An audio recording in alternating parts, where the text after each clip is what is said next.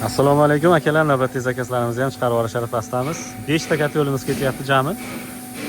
Bitta Buxoroga, 4 ta Xorazmga. Buxoroga bitta 150, ikkita bu yoqdan 150 Xorazmga, nari yoqdan ikkita 200 talik Xorazmga olamiz. Bular 250 taliklar boshqa kuni ketadi, 25 kilovatliklar.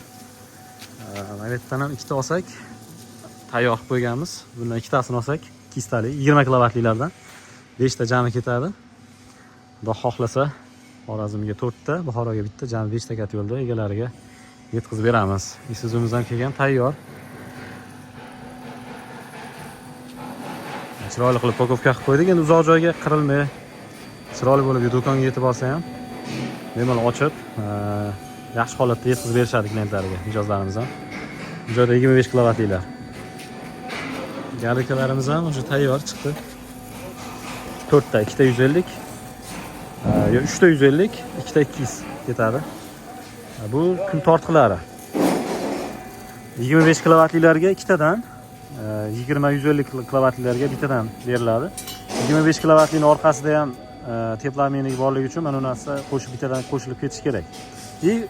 Kuldoni bo'ladi. 25 kilovatliklarda kuldoni bo'ladi. Hammasida bittadan kuldoni bo'ladi. Mana orqa tarafda eshigi borligi uchun ochiladi-da, bu yoqdan ham vertikaliga teplamenni tozalash uchun sal uzunroq bo'ladi. Bu yoqdagi sal kaltaroq bo'ladi. Shuning uchun 25 kilovatliklarda ikkitadan bo'ladi. Kun tortaydigani. Tayyorda kul yig'iladigan bittadan bularda bo'ladi, hammasida komplekt. Bularda yo'q. Bularda kuldoni bo'lmaydi. Tortqilari ham bittadan bo'ladi. Xudo xolasa bugun chiqarib olamiz.